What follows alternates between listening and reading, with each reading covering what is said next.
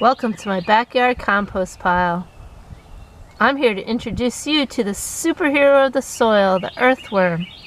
My compost has leaves from last year and kitchen scraps from fruits and vegetables. The worms will eat these and turn these into a very rich soil for my garden. Let me find some worms to show you. They like it buried underneath where it's cool and damp.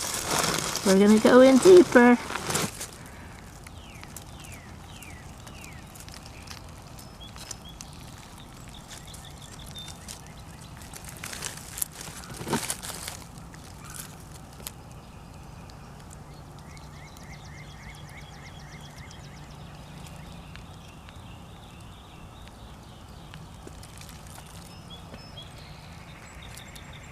Earthworms have round rings called segments.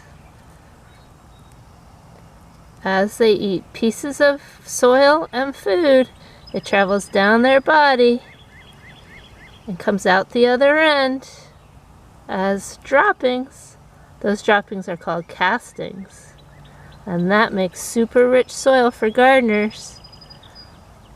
As they tunnel, they also make air spaces in the soil. And that helps plants grow, gives them room for their roots and the water they need.